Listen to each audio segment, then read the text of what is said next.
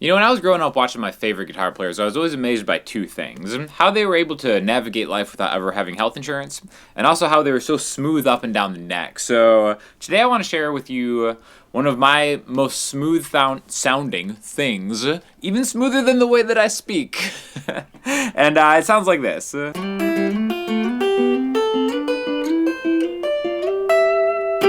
Okay, so it's really just kind of like working your way up through what I'm thinking of as a chord scale. Some people have seen these as like sixths and stuff like that, but I want to talk about why this is like a really smooth thing you can do, when you can apply it, and kind of the music theory behind all of it, all right?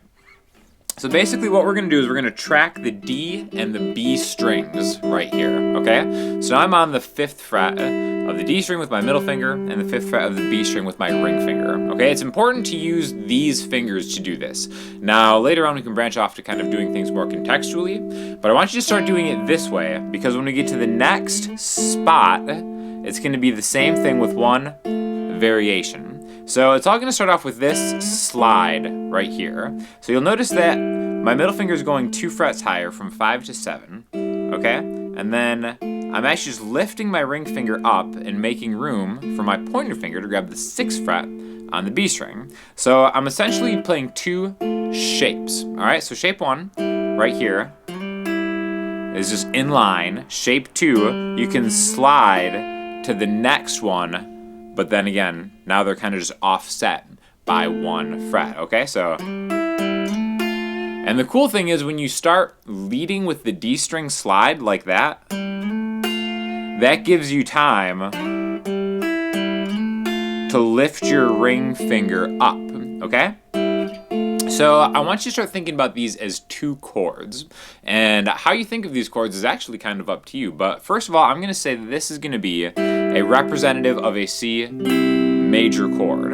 All right, and some people will be like, well, wait a minute, if that's representative of a C major chord, where's the C at? Because if we look here, you know, we can definitely see that these two notes are part of that bar chord shape, but we're actually leaving the root note out. So this is kind of an interesting thing. If we look about the notes here, we have a G and an E, all right? So even though I'm thinking of the key of C major, which we're gonna do all the chords in the key of C major and all the notes in the key of C major starting here, we actually do not have a C note. So we have the 5th of the chord with your middle finger and the 3rd of the chord with your ring finger, all right? And that's important because having a 5th and a 3rd without the root has a certain kind of sound that kind of just like makes you keep going up and up, right? And we'll get in more into like, you know, the difference between major and minor chords. Really the only difference is minor chords have a flat 3rd. So if I'm thinking of this as a chord scale and I just want to flatten the 3rd, this is the difference between what I'm seeing as a major chord and then flattening the 3rd, right? Because two notes by themselves can't make a chord. The definition of a chord is 3 different notes. But bear with me because I want to think of this as a major chord or a representative of a major chord and then minor. So I'm thinking of this as the 1 chord in the key of C, C major, and then we just go 2 frets higher with shape 2, 2 frets higher again with shape 2. So major, minor, minor, major. All right, back to shape 1. And shape 1 again. So if I'm thinking of just planting on the 5th fret, shape 1, that's going to be our first spot. A step higher, shape 2 is our 2 chord. A step higher, 2 frets with shape 2 is our 3 chord. A half step, shape 1, 4 chord, full step from there. 5 chord, full step from there, shape 2, 6 chord, half step, 7 chord, full step, home. Okay? So, really, really interesting to kind of do this. So I want you to practice this. Just go shape 1, shape 2, shape 2, shape 1, shape 1, shape 2, shape 1, shape 1. And that's an interesting way to play a full chord scale from like, you know, the major chord or the major scale, C major scale, right? So practice that, and then we'll start talking about what this means. But I do want to take a minute to say this video is sponsored by Sweetwater. They sent me this Jazzmaster, and I'm actually rocking out the brand new Fender CuNiFe pickups. I think I'm pronouncing that right. They've got the cobalt chrome in the bridge, and then this cool new one that they have with the Jazzmaster in the neck here. So again, here's the neck, and then the middle is both got that twang really cool, and then bridge.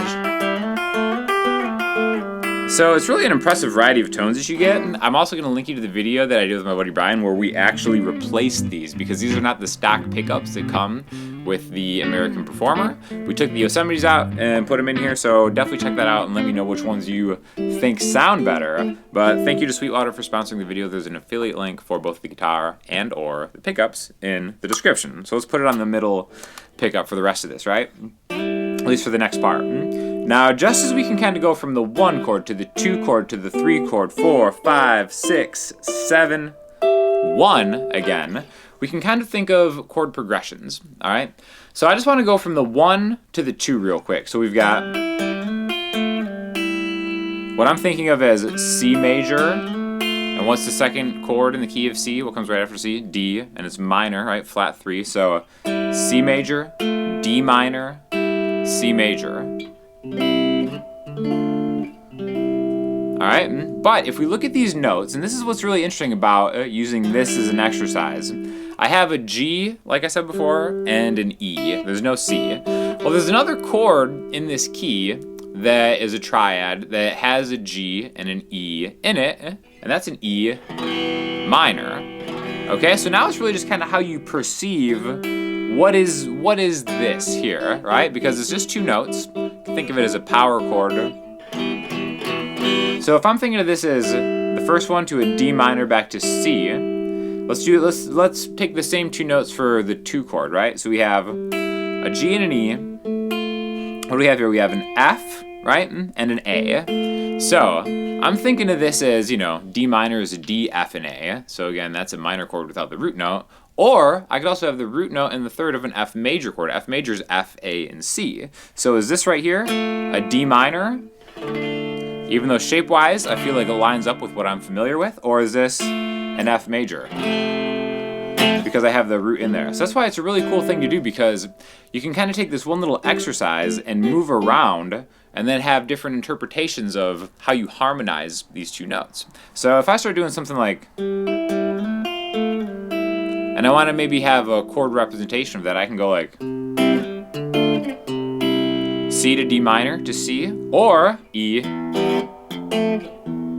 minor to F to E minor, or I can start replacing them. And that's a really cool thing about how little things like this help with your compositions, because it's like, oh, maybe until you did something, like for me, when I was like, oh, well, this is cool, this is definitely a C major. Well, no, it could be an E minor, you know? It's like, all right, well, now I'm thinking, if I'm harmonizing a melody, can I replace like a C to a D minor with an E to an F?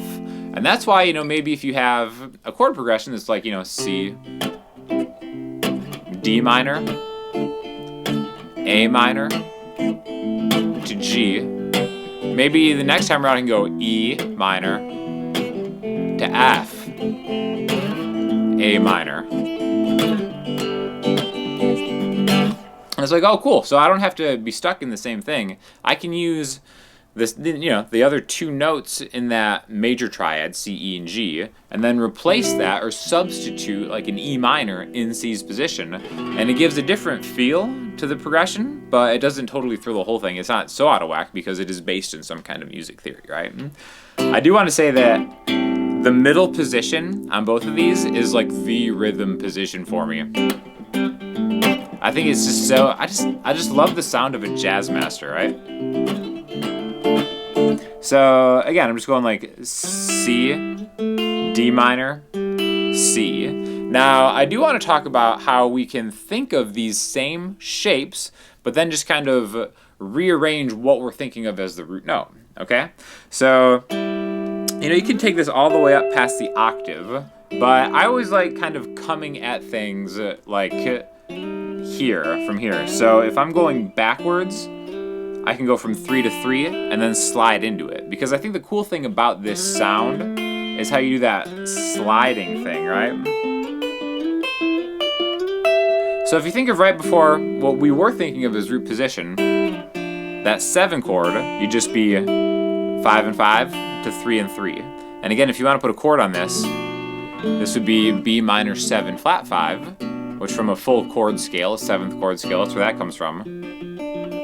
There's 3D and 3B. So you kind of make that connection, and you can always do something from there, like C, C, D minor,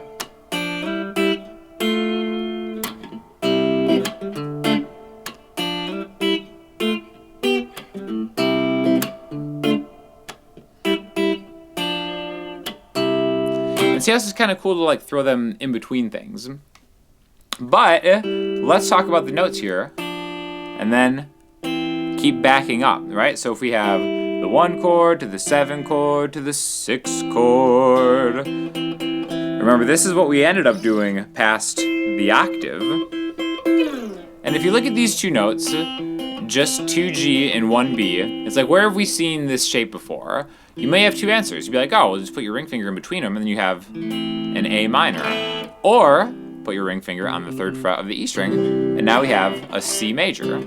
So again, C major and A minor share two of these notes, right? An A minor is an AC and an E. A C major is a C, E, and a G, okay? So what if we did the same thing, but now we started here, and we think of this as the 1 chord where your pointer finger is actually the root note. Then you can start going through the major scale as intervals like this. Whole step, half, whole, half. C, D, E, F, G, A, B, C. And then now we can think of that same thing that we did before, just having the two shapes. And now it's like, all right, well, maybe this is our major shape now. And then the next one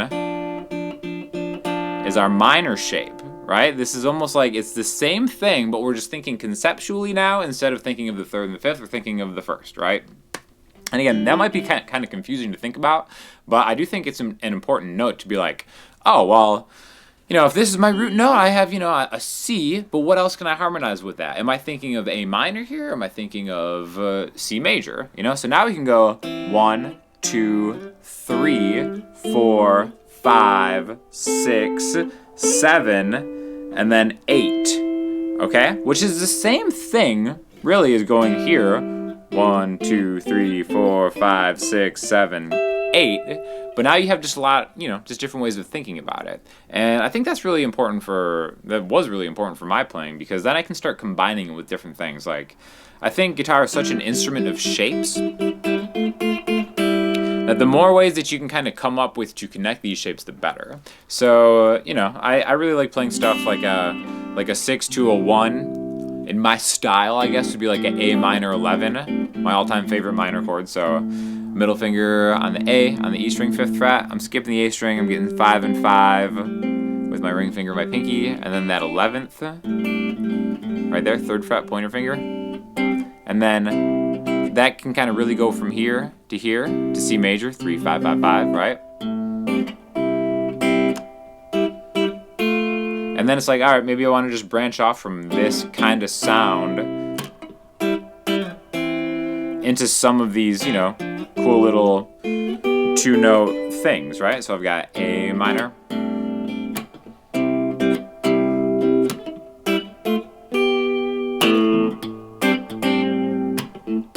maybe a major 7. And then now there's another contextual example of using different fingers.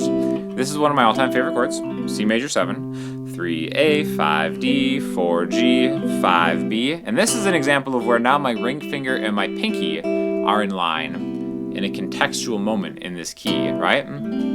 Now what I can do here is I can be like, all right, well, I know that when I was doing this, I go a half step and then I just like swap my ring finger out for my pointer finger. If I'm here, I can do the same thing and then lead with my ring finger. And now see how that works? Now my middle finger is taking the slack, right? It's just turning it, it's just changing that one note. And then I can kind of continue on and to my heart's desire all the way up. But get that bridge.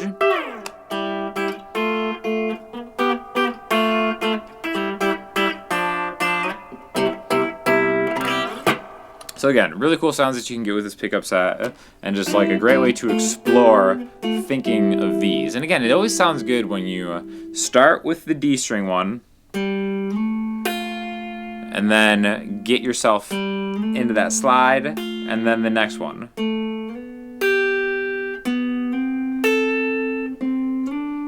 Oh, was that vibrato too? Nothing better.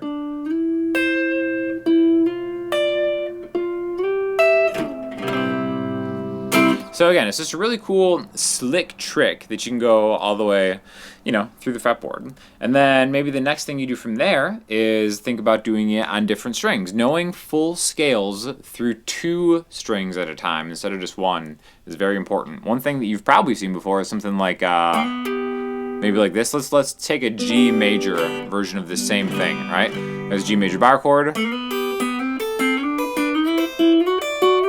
Now I'm doing the same thing in a different key, but now I'm on the G string and then the E string. I'm going from a major third into its root.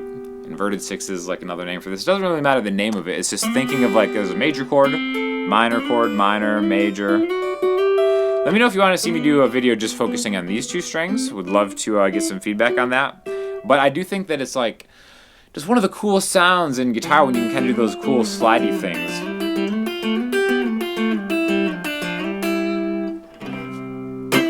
So thank you again to Sweetwater for sponsoring the video and sending over the Jazzmaster and the pickups and everything. Thank you guys for watching. Let me know if you have any questions in the comment section or on Instagram, and I will talk to you all soon. Thanks.